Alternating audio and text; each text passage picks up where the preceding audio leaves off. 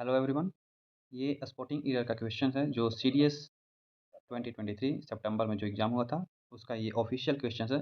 इसमें हम आज स्पॉटिंग ईयर के कुछ इंपॉर्टेंट क्वेश्चन को देखेंगे जो आने वाले एग्ज़ाम में काफ़ी इंपॉर्टेंट होंगे। फर्स्ट क्वेश्चन है, you should read the newspaper regularly to be update with current affairs.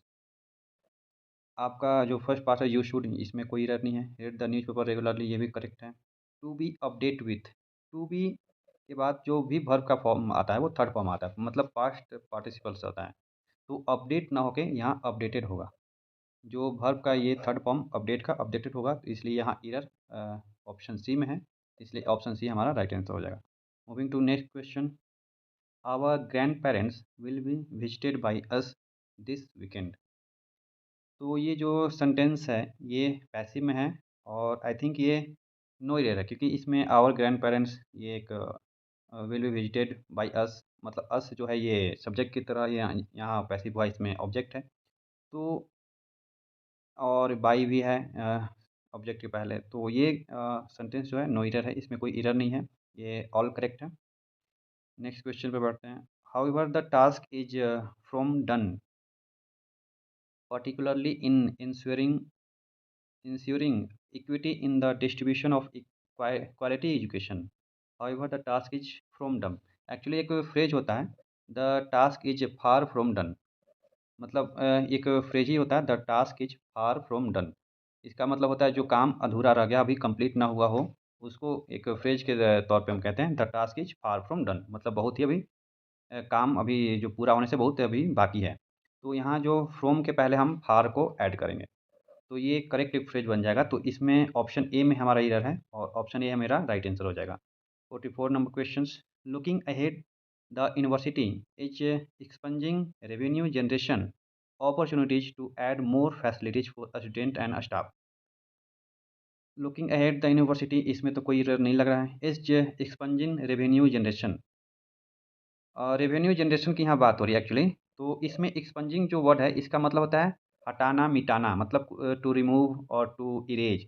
तो यहाँ रेवेन्यू जनरेशन की बात हो रही है, तो यहाँ इरेज और ये सब इरेज और एक्सपंजिंग जैसा वर्ड कुछ यूज नहीं हो सकता, इसके हम जगह पर एक्सप्लोर यूज कर सकते हैं। तो हमारा जो इरर है पार्ट बी में है, एक्सपंजिंग ना होकर यहाँ एक्सप्लोर होगा, एक्सप्लोरिंग, क्योंकि यहाँ जनरेशन की बात हो रही है, रेवेन्यू जनरेशन की। तो हम ऐसा वर्ड करेंगे जो इसमें कुछ अपॉर्चुनिटीज़ को एक्सप्लोर कर सकते हैं, ठीक है। तो एक्सपंजिंग तो ऑब्वियसली ये वर्ड यहाँ यूज नहीं होगा, तो ऑप्शन बी ही हमारा राइट आंसर है।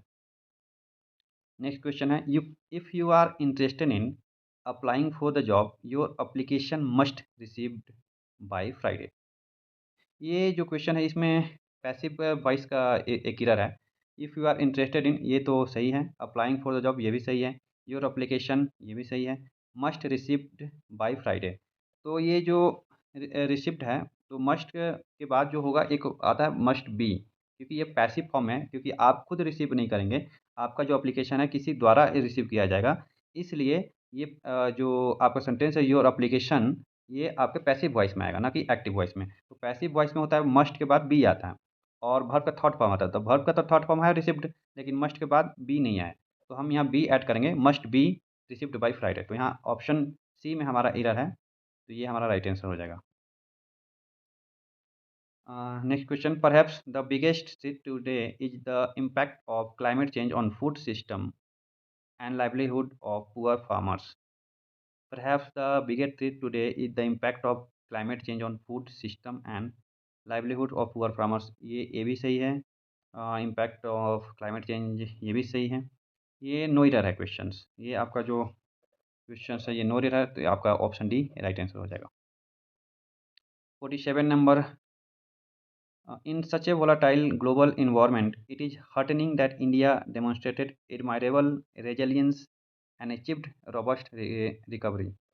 ये क्वेश्चन है, इसमें एक सिली मिस्टेक हुआ है, जिसमें एक वर्ड है रेजिलियंस। रेजिलियंस का स्पेलिंग में एरर है। इसका स्पेलिंग होता है RESILIENCE। इसमें एल के बाद जो आई मिसिंग है, इसी कारण ये वर्ड स्पेलिंग एरर है। तो हमारा ऑप्शन सी राइट आंसर हो जाएगा, रेजिलियंस में एरर है, इसलिए सी ऑप्शन सही है। Write an email to your friend expressing your regret for not being able to attend his birthday party. इसमें write an email to your friend expressing you, you नहीं होकर योर आएगा। यहाँ यहाँ पॉजिटिव एडजेक्टिव की एक रिक्वायरमेंट है, क्योंकि आप रिग्रेट, आपका रिग्रेट है ना, आप रिग्रेट नहीं कर रहे, तो आपका रिग्रेट को एक ये रिग्रेट के पहले जो आपका पॉजिटिव एडजेक्टिव ही सुटेबल होगा। यू नहीं हो सकता है, यहाँ योर होगा। तो यू ना होकर योर होगा, इसलिए ऑप्शन बी राइट आंसर हो जाएगा। ये थे इंपॉर्टेंट स्पॉटिंग एरर क्वेश्चंस जो आने वाले एग्जाम में काफ़ी इंपॉर्टेंट होंगे। ऐसे इंपॉर्टेंट इंफॉर्मेटिव वीडियोस के लिए हमें फॉलो करें, सब्सक्राइब करें एंड वीडियो को शेयर करें। Thank you.